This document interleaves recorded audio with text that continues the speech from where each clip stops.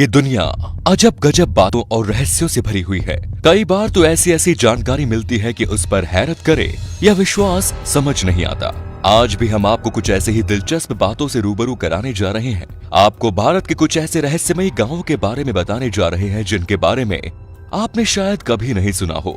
मलाणा, हिमाचल का एथेंस। हिमाचल प्रदेश में कुल्लू जिले में बसा है मलाणा गांव। ये गांव अपने आप में काफी रहस्यमयी और दिलचस्प है। सबसे पहली बात, आपको यहाँ पर कुछ भी छूने की इजाजत नहीं है। जी हाँ, सही सुना आपने, आप यहाँ कुछ भी नहीं छू सकते। अब इसके पीछे की वजह भी जान लीजिए। दरअसल मलाणा के निवासी अपने आप को सर्वश्रेष्ठ मानते हैं। ऐसे में किसी बाहरी इंसान ने अगर उनके मंदिर, घर पर, यहाँ तक कि अगर दुकानों को भी छू लिया तो वो उस पर 1000 से 2000 रुपए तक का जुर्माना लगा देंगे। यहाँ के निवासी भारत का संविधान भी नहीं मानते। इनकी अपनी सदन है और उसके अपने नियम कानून है जिसका वो बेहद शक्ति से पालन करते हैं। इनका कहना है कि नियम तोड़ने से हमारे देवता नाराज हो जाएंगे, जिससे पूरा गांव तबाह हो जाएगा। गांव वाले जमूल ऋषि की पूजा करते हैं। वहीं यह साल में एक बार फगली टाइटल पैक उत्सव मनाया जाता है, जिसमें ये लोग मुगल सम्राट अकबर की पूजा करते हैं। यहाँ आने वाले टूरिस्टों को गांव में रुकने पर मनाही है। वो लोग गांव के बाहर टेंट में रह सकते हैं।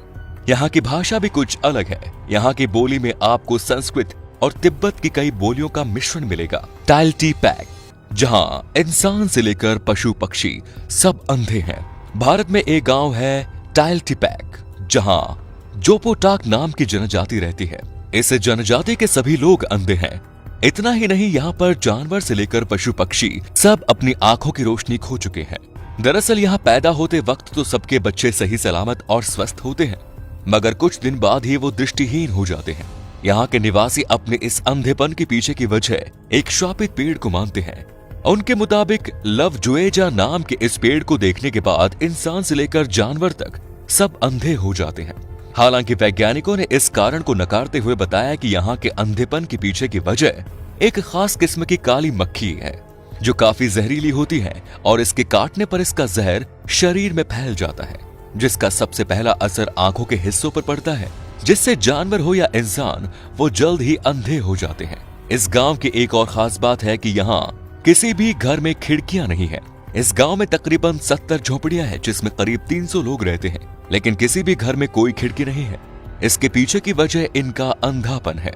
आंखों की रोशनी चले जाने के बाद इन्हें सूरज की रोशनी से कोई फर्क नहीं पड़ता, जिस कारण यहाँ किसी झोपड़ी में कोई खिड़की नहीं है। Next is Mattur. इस गांव में हिंदू मुस्लिम सब बोलते हैं संस्कृत। कर्नाटक की राजधानी बेंगलुरु से करीब 300 किलोमीटर दूर बसा है गांव मत्तूर। इस गांव की खासियत यह है कि यहाँ के निवासी आम बोलचाल की भाषा में कन्नड़ नहीं, संस्कृत का इस्तेमाल करते हैं। यहाँ बच्चों से लेकर बुजुर्ग तक और हिंदुओं से लेकर मुस्लिमों तक सभी आपस में संस्कृत भाषा में ही बात करते हैं।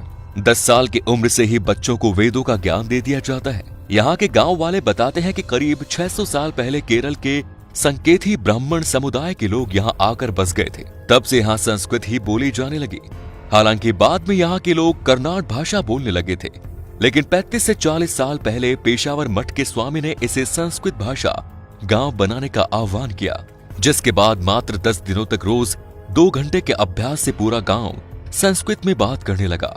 वहीं मध्य प्रदेश में भी एक गांव है जहां पर कोई केवल संस्कृत में बात करता है। वो गांव है राजगढ़ जिले का अंजनी गांव। 1000 की आबादी वाले इस गांव में 70 लोग संस्कृत में बात करते हैं, जिन्हें लोगों के मुताबिक उनके गांव का नाम कर्नाटक के मत्तूर गांव से पहले आना चाहिए, क्योंकि मत्तूर में 80% आबादी ब्राह्मणों की है, जिन्हें संस्कृत विरासत में मिली है। वहीं जिले में केवल एक ब्राह्मण परिवार है और बाकी क्षेत्रीय अनुसूचित जाति के लोग हैं जो आपस में संस्कृत में बात करते हैं। Next is Kuldhara. रहस्यों में लिपटा ये वीरान गांव राजस्थान अपने आप में कई तरह के रहस्यों को समेटे हुए है। इसी में से एक है कुलधरा गांव। करीब 170 साल पहले इस गांव के सभी निवासी रातों रात इस गांव को छोड़कर चले गए। इस गांव के वीरान होने के पीछे 2 कहानियां प्रचलित है। पहली कि यहाँ के शासक सलीम सिंह की बुरी नजर गांव के एक खूबसूरत लड़की पर पड़ गई। वो जबरदस्ती उस लड़की पर शादी करने का दावा बनाने लगा।